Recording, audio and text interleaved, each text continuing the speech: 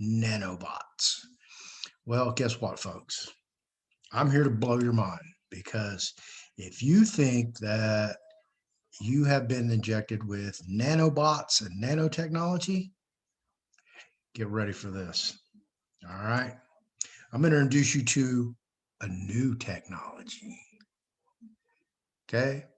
And now, when we talk about technologies, we all know that what we learn about today has been in R&D, research and development, for either the government or these government related entities through the military industrial complex or big pharma or whomever.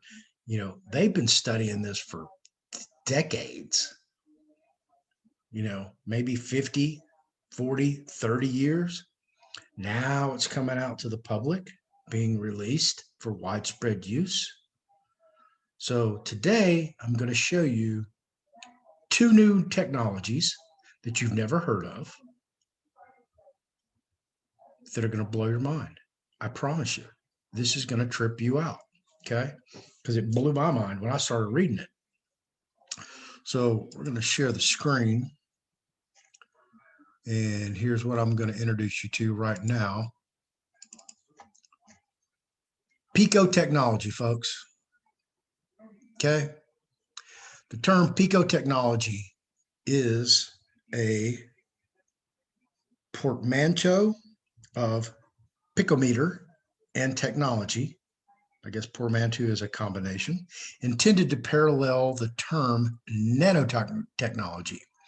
It is a hypothetical future level of technological manipulation of matter on a scale of trillionths of a meter, or picoscale, 10 to the 12th power.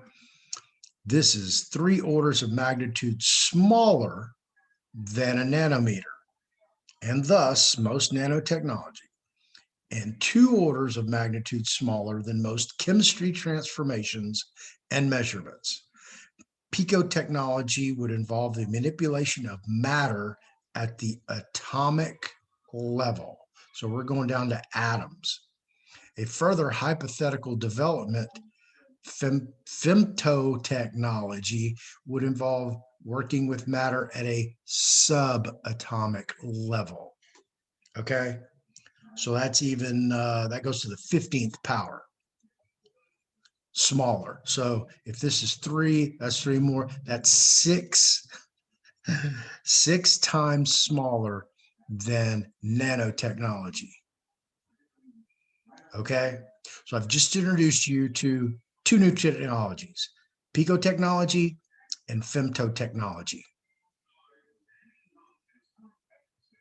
So if we know if they're injecting you with nanobots, okay, well, what if they're injecting you with picobots or femtobots?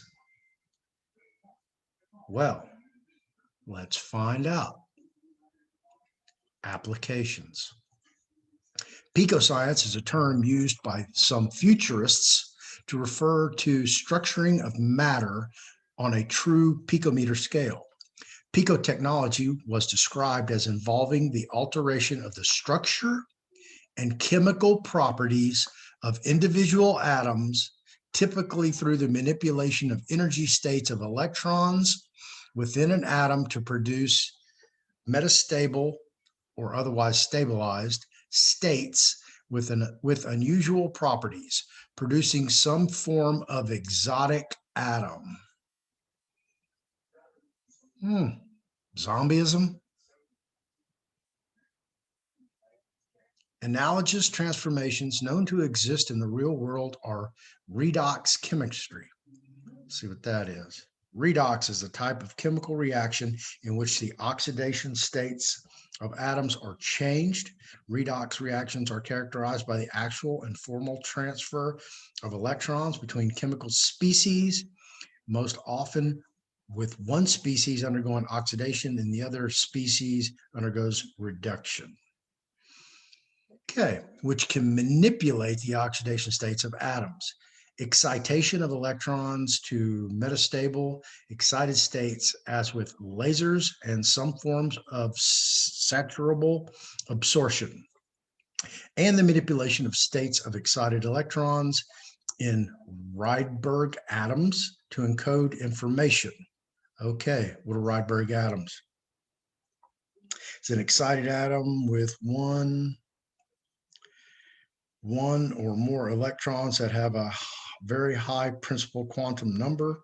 The higher the value of n, the number, the farther the electron is from the nucleus. On average, Rydberg atoms have a number of peculiar properties,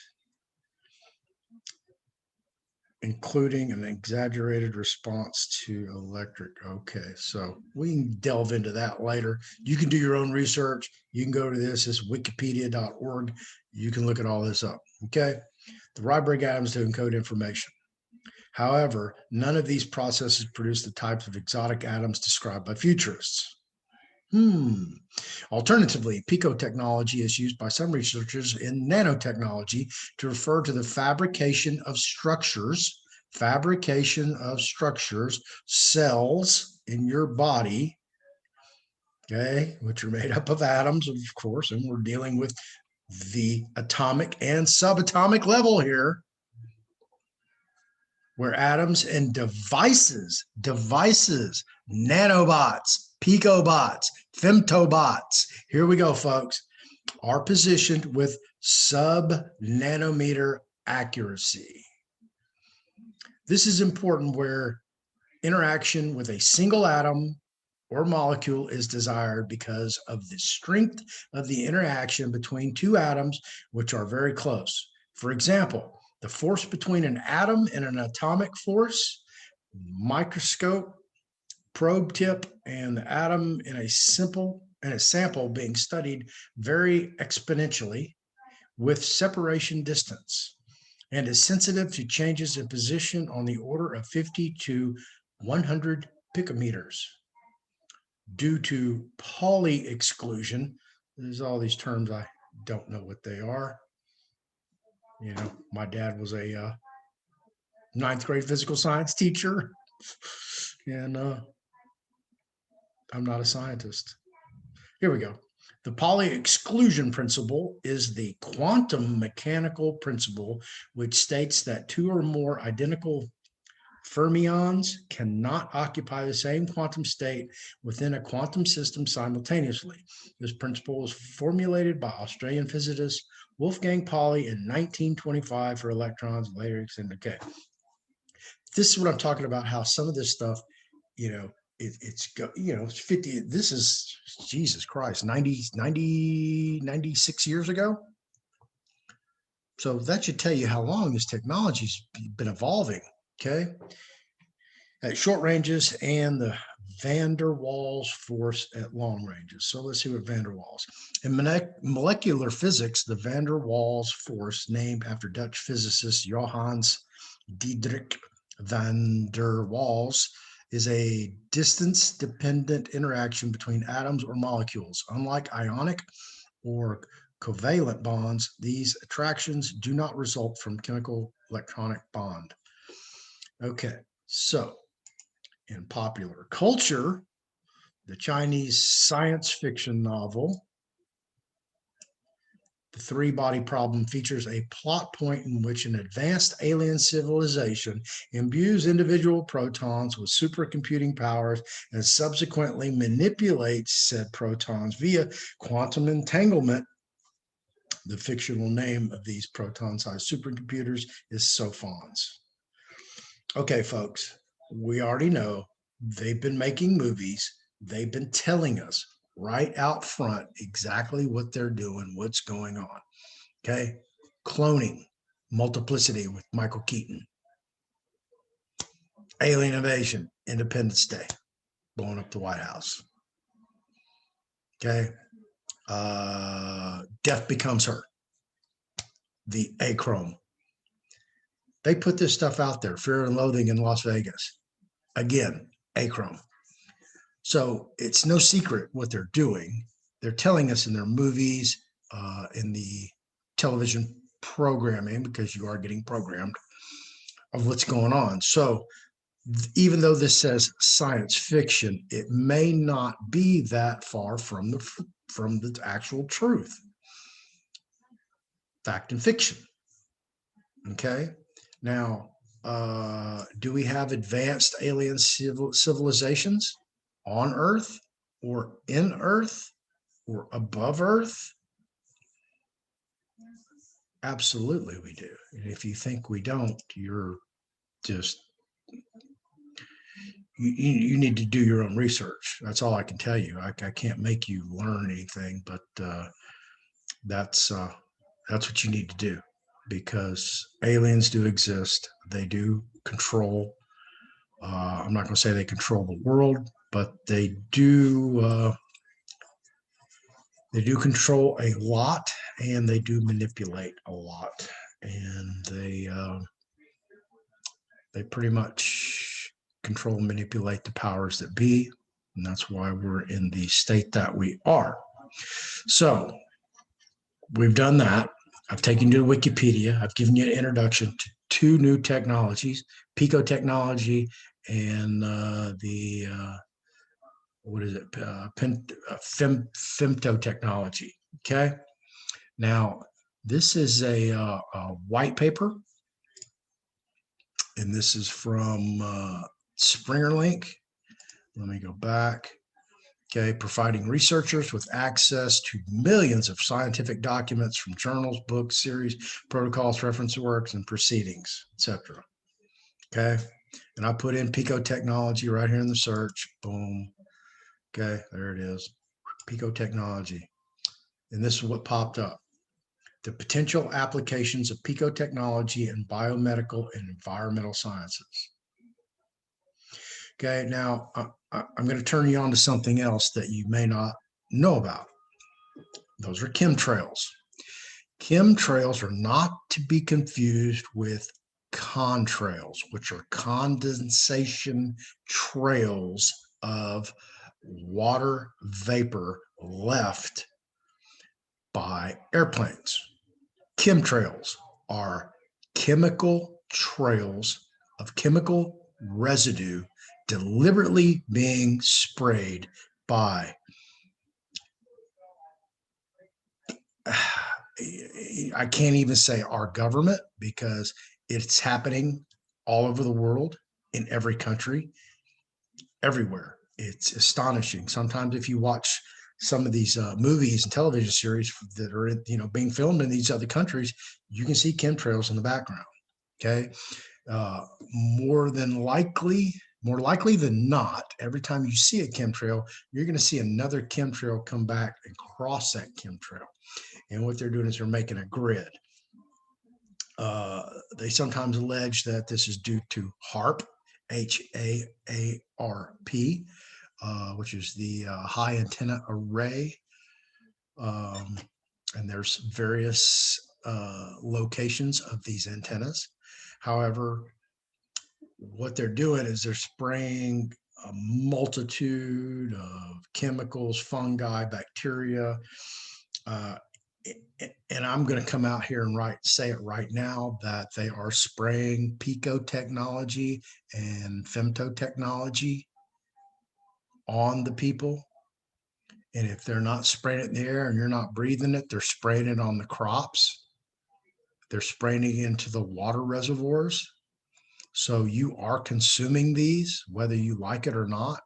You may not have to run down there and get that thing poked in your arm to get this type of technologies, because it's in the water, it's in the plants, it's in the animals that you hunt and eat.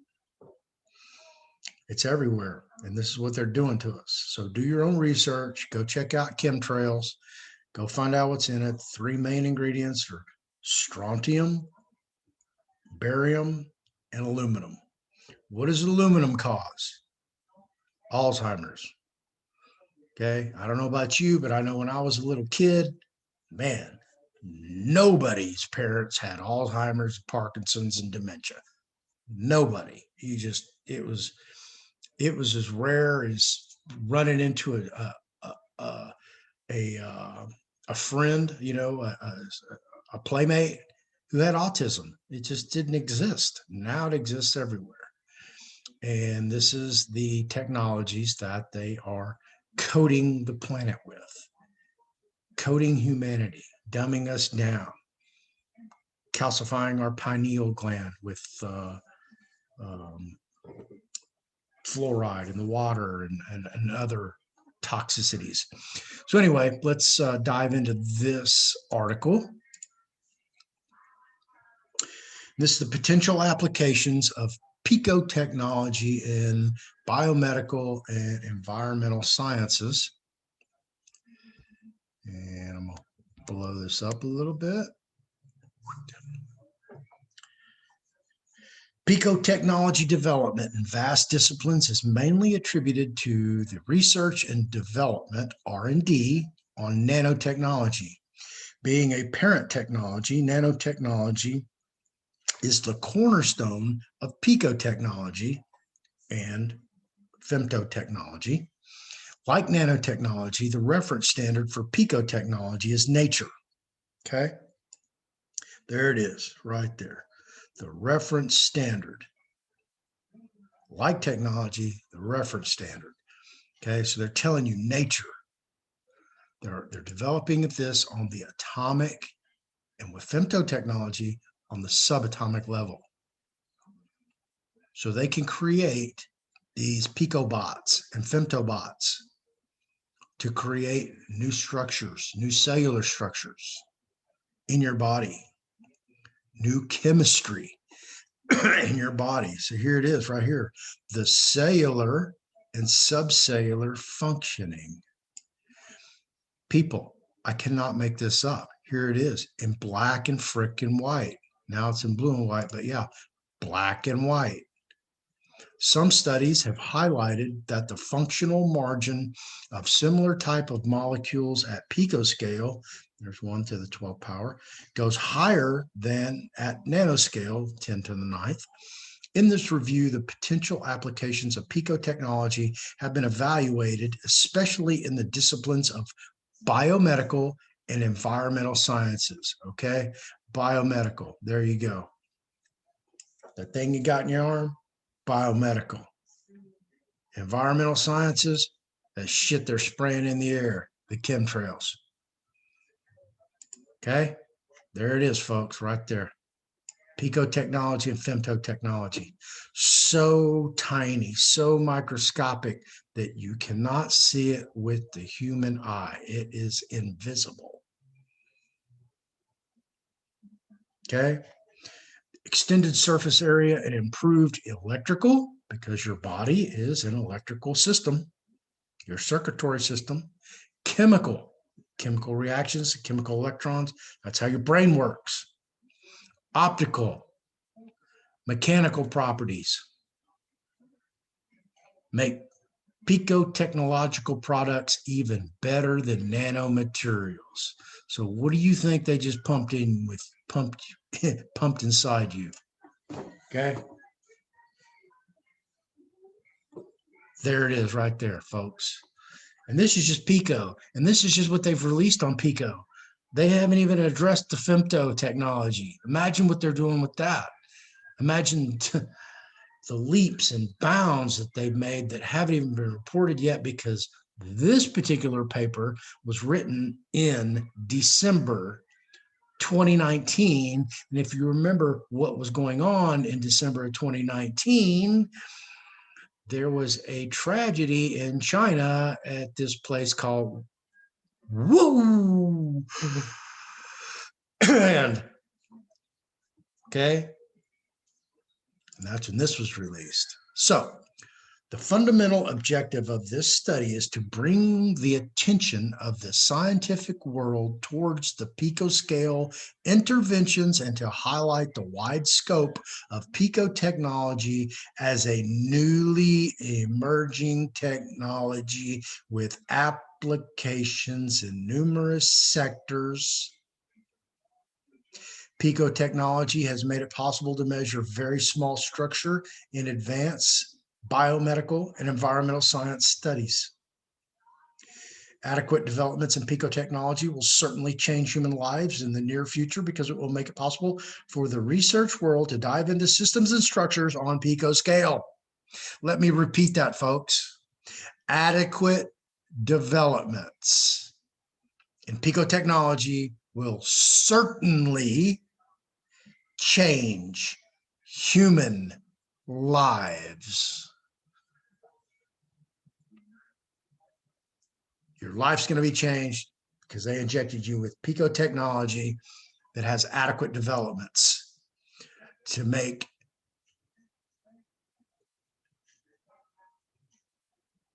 possible for the research world to dive into systems and structures.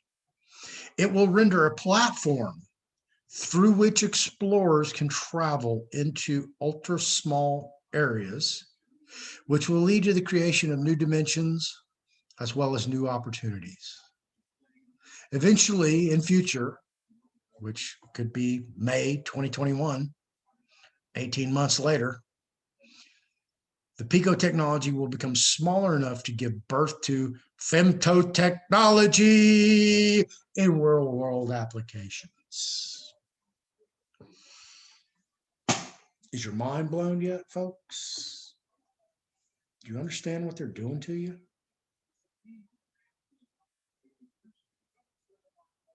Do you get it?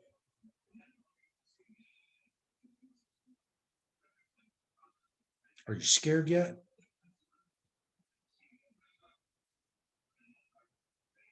How you feel now about going and getting that little old thing injected in your arm? Now that I've turned you on to this. Okay? And the show's not over, because I saved the best for the last. Ready? Sit back, get comfortable, fasten that seatbelt, because I'm fixing to take you on a ride. Matter of fact, let me juice up on my buddy's Dragon Dirt.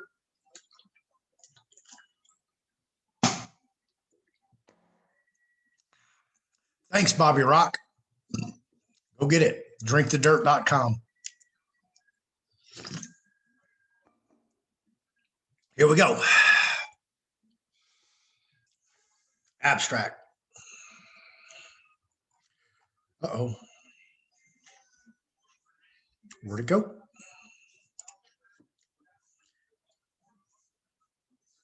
Okay. This is from ScienceDirect.com. And let me.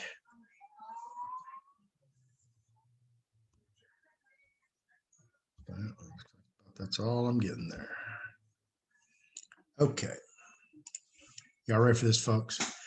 During recent decades, nanotechnologies. Okay, see, here we go. During recent decades. So that tells you right there that nanotechnology's been out for at least 2-3 decades. Okay, since the 90s. I believe buckyballs were created here at Rice University in 93, 92.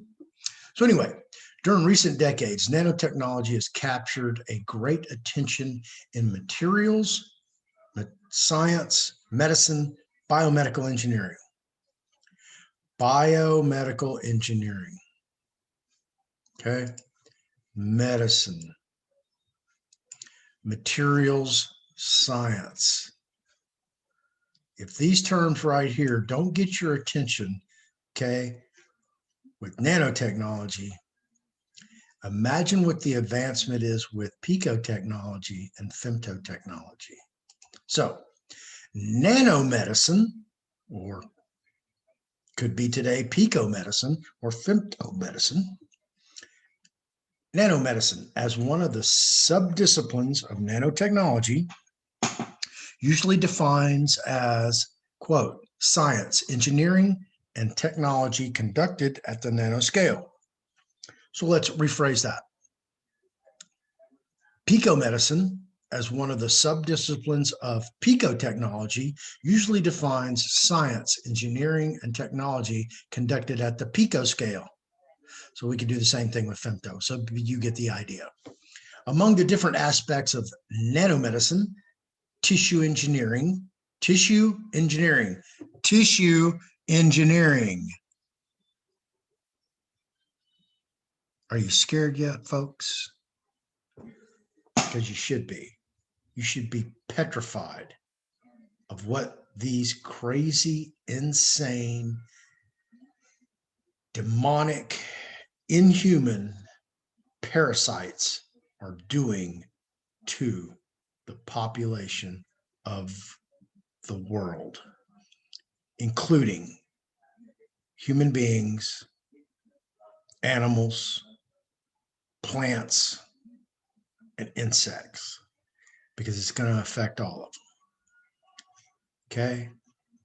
Tissue engineering mostly evolved from the field of biomaterials development and refers to the practice of combining scaffolds, cells, and biologically active molecules into functional tissues. Let me reread that, please. Okay. Among different aspects of nanomedicine, so let's just flip that up. Among different aspects of picomedicine, tissue engineering is mostly evolved from the field of biomaterials development and refers to the practice of combining scaffolds, cells, and biologically active molecules into functional tissues. So, on the atomic picoscale, subatomic femtoscale, are they restructuring your RNA and DNA? Question, possibly. So I'm not going to say they're doing it for sure. Is it possible? You're reading it right here in black and white, okay? So, in fact, the assembly of functional constructs that can restore, maintain, or improve damaged tissues or whole organs is the main goal of tissue engineering. In fact, the assembly of functional constructs that can restore, maintain, or improve damaged or undamaged tissue or whole organs. Okay? Your skin is an organ, folks. It's the largest organ in your body. Your heart, your lungs, your brain, your eyes, those are all organs. On the other hand, regenerative medicine is defined as medicine that replaces or regenerates human cells, tissue, or organs to restore or reestablish normal function where the body uses its own systems, sometimes with the help of foreign biological materials. I can't make this shit up.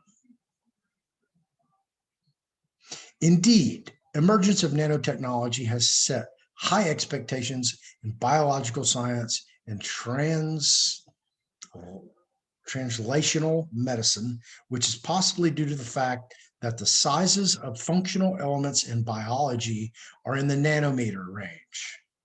Okay, so if we're going down three steps to pico and then 6 to femto,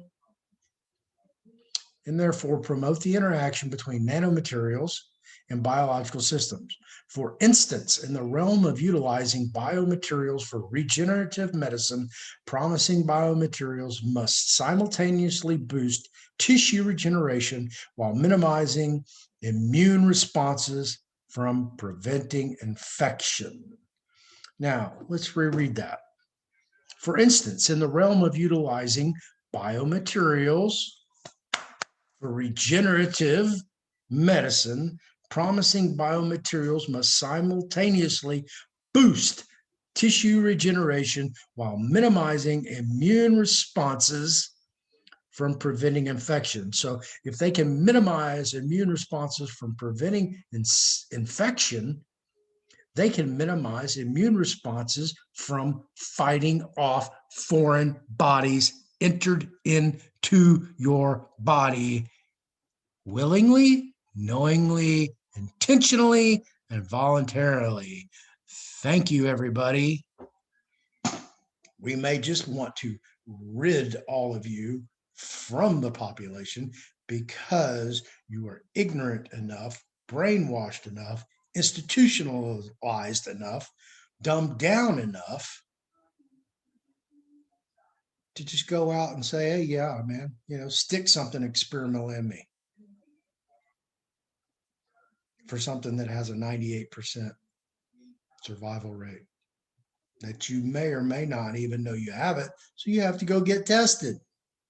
And then they have to run this extensive test on it just to find out if you even have it. Insane. Insanity. So let me move on here. On top of that, a newly developing technology field termed picotechnology may be able to further take advantage of picoscale elements of biological systems. Picotechnology as an approach to manipulate materials at the atomic and subatomic level provides a better tool for scientists to advance many fields such as biological systems. That's what you are. You are a biological system. Medicine, imaging, and materials synthesis by designing of more personalized and accurate treatments. People, every time you get one of these, it has a serial number. You're registered. I'm not going to say you just got the mark of the beast, but you may have gotten the mark of the beast willingly, knowingly, intelligently, voluntarily. Thank you very much. We appreciate you. So, next chapter in the book, here's some different things you want to look. Cardiac tissue regeneration. This is just insane. So, the next chapter in the book, advanced biomaterials for biosensor and theranostics. Okay. I'm not a scientist. I'm not a chemist. I'm not a biologist. Okay. These terms are just as new to me as they are to you. So let's see what we got here.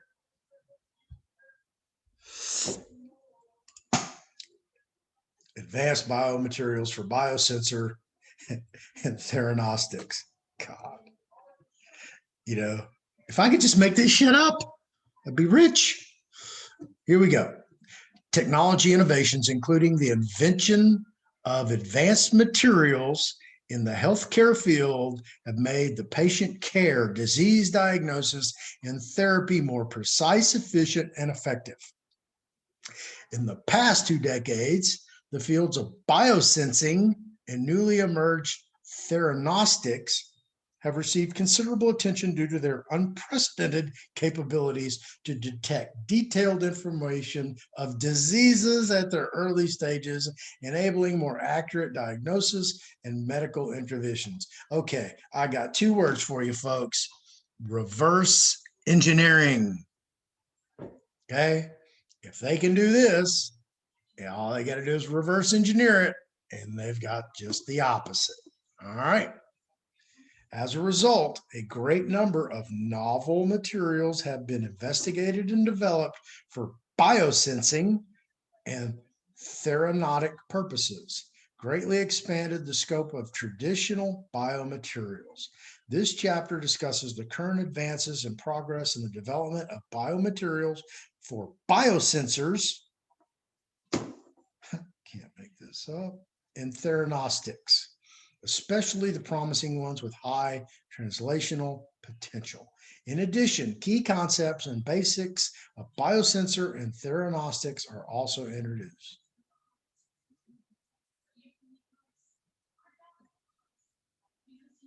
Cancer treatment. Okay, so we're going to go to the next one. Hang with me, folks. Hang with me. Biomedical applications and biomedical delivery strategies of growth factors. Here we go. Growth factors in living organisms are essential for cell communications, among other things. Because of their importance, many growth factors have been used as therapeutics for tissue regeneration or disease treatments. For example, vascular permeability factor and transforming growth factor were observed to promote the wound healing process, while the insulin-like growth factor 1, like human growth factor, growth hormone, and some growth factors can treat traumatic brain injury. So if they can treat traumatic brain injury, they can cause traumatic brain injury. Targeting the insulin-like growth factor system is a promising method in cancer treatment due to their specific functions in cell growth and cell survival. However, most growth factors have low stability in vivo, that means their life stability, and short half-life as therapeutics because they are proteins or peptides. These growth factors perform specific functions on different tissues. Therefore, some adverse side effects may happen if not applied directly to the desired cells or tissues. Hence, different biomaterials, including natural or synthetic polymers, inorganic materials, that means non-organic, hydrogel, and bio-inspired materials, which means they're not really biological, they're just bio-inspired, which means they could be synthetic cell tissue, okay? Were developed by researchers to overcome the issues of delivery specificity of the growth factors. In this chapter, we will discuss the biomedical application of growth factors and their biomaterial delivery strategies. Okay, folks, I mean, Jesus Christ, here we go. Growth factor. If that's not a trigger for you, I don't know what it is. Growth factor. So now your body becomes a terrarium, a petri dish, that you're actually growing something, and they're putting growth factor 1, to grow whatever they're growing inside of you.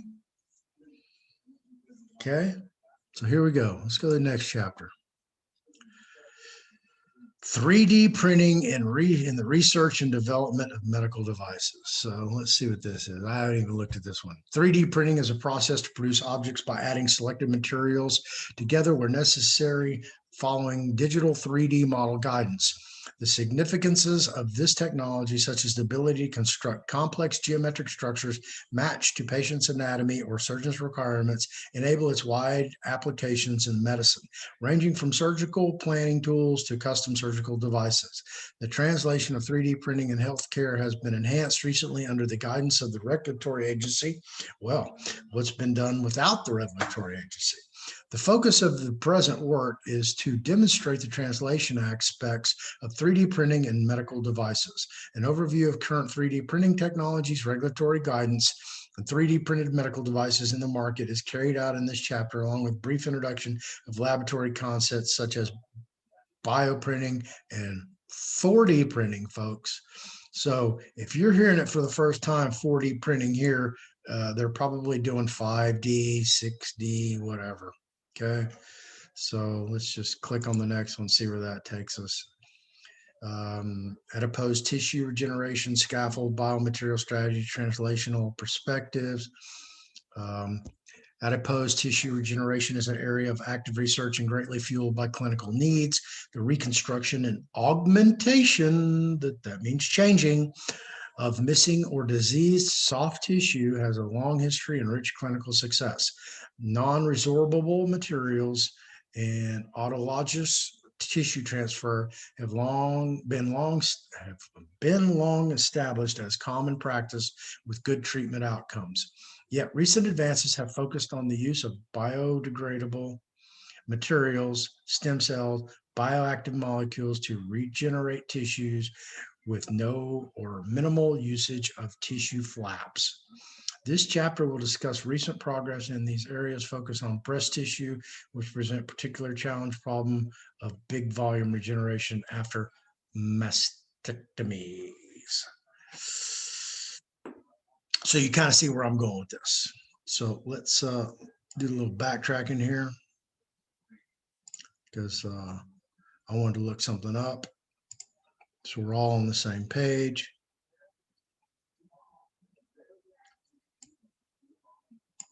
I want to know what that means.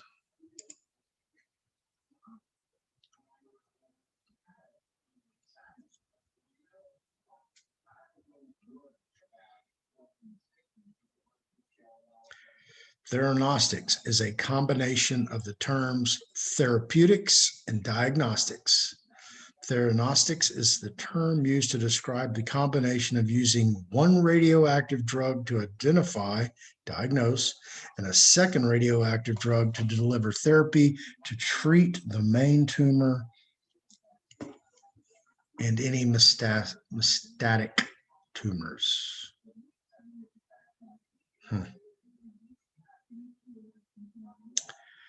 Theranostics is a novel concept which involves the integration of diagnostics and therapy in a single platform using nanomaterials.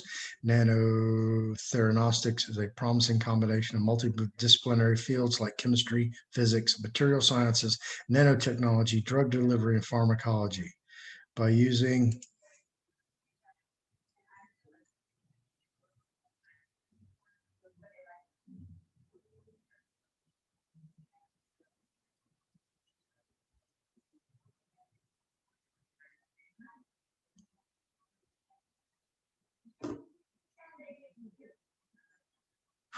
boy, shit gets deep here.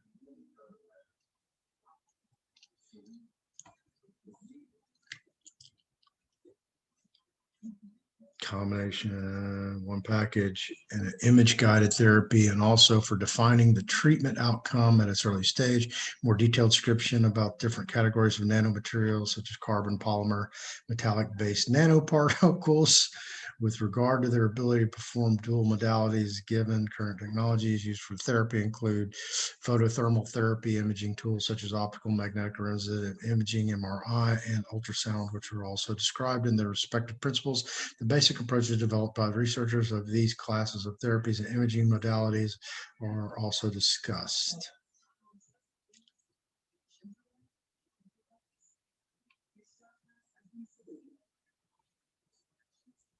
Theranostic NPs have the potential to revolutionize disease management as they combine diagnostics, therapeutic potential of the NPs. Theranostic NPs are multifunctional systems designed for specific and personalized disease management by combining diagnostics therapeutic capabilities in a single biocompatible and biodegradable NP that can simultaneously diagnose, deliver therapy, and monitor the response to therapy.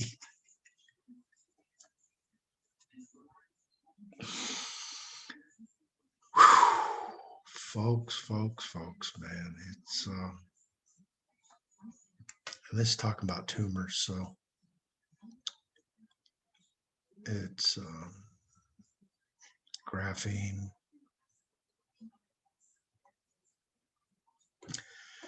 Well, I hope you enjoyed the adventure today. I hope you learned something. I hope I've opened your eyes, taken you down a little road, opened another doorway, so you can travel down your own path, do your own discoveries, do your own research.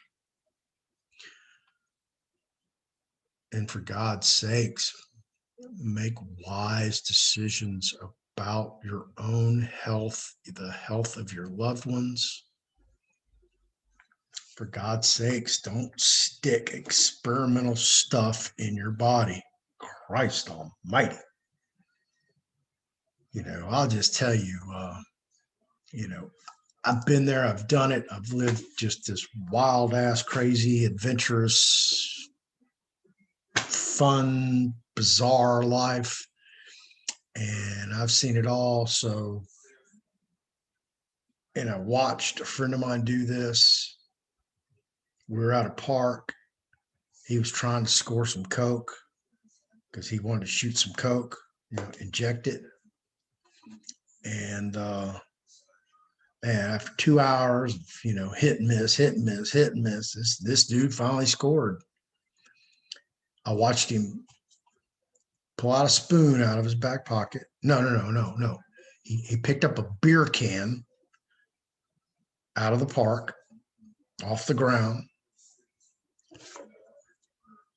used the bottom of it, broke it off. So that was his spoon. He picked up a cigarette butt off the ground that was used, pulled out the fiber in the filter, wadded that up for his filter, put it in the can, got water from the curb. And I'm not making this up. This is the honest God's truth. I'd tell you Scouts honor, but I get kicked out of the Scouts. Imagine that. So he put water in there. Then he put the Coke in there. He mixed it all up, pulled it, drew it up in the syringe. And I'm already, just like about puking myself. And then this fool stuck that shit in his arm and was having a hard time getting a read. If you know anything about shooting dope, you know what that means. To the point where he filled up the whole syringe. He had to pull the syringe out, inject some out, put it back in, re-register, and then finally try to hit the vein. And when I saw that, I couldn't believe it. I can't believe that guy's not dead. To this, I mean, as far as I know, he's still alive.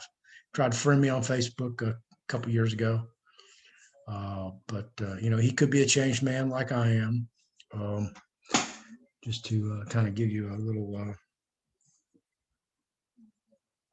who I am. It's probably hard to see. There, let me stop sharing my screen.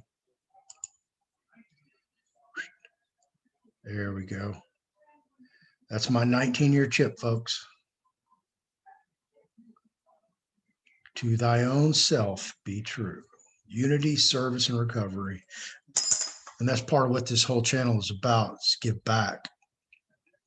And that's what I'm trying to do with this show right here, is give back, educate you, at least open up your curiosity, get you moving down the right path. Go do your own research. Don't listen to a damn thing I say. I'm just another nobody on YouTube, posting videos, sitting in my house, doing this over and over, trying to educate you. That's all I can do. I can't make you do anything. If you like this video, hit the like button. If you like my channel, subscribe to this channel. I talk about a variety of subjects. Go look at my other videos. Go through my videos, see which ones you like, look at them. You can always email me, thefearlessfloydshow@yahoo.com. I'll set my website up one of these days. I don't know. I've just been real lax about that for some reason, but I need to get that up, and I think I'll do that this week, maybe over this weekend. But anyway, I want to thank you for hanging out with me.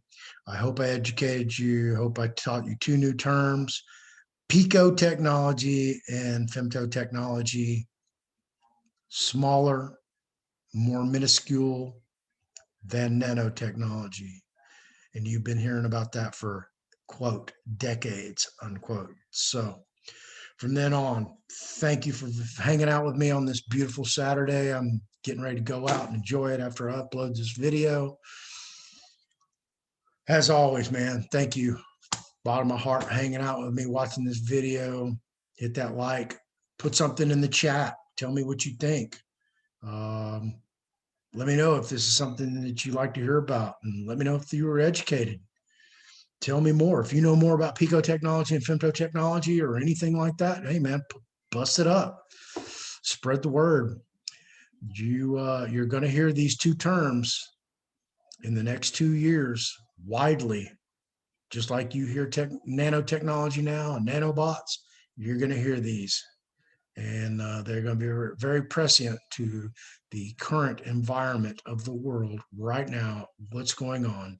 And you heard it here first from me, Fearless Floyd. That's why they call me Fearless Floyd, okay? Because I got the cojones to stick it out and put it out there and hang my things there out on the line, get chopped off. So thank you again. I appreciate it. I'm out of here. Got to go enjoy this day. Love you. Appreciate you.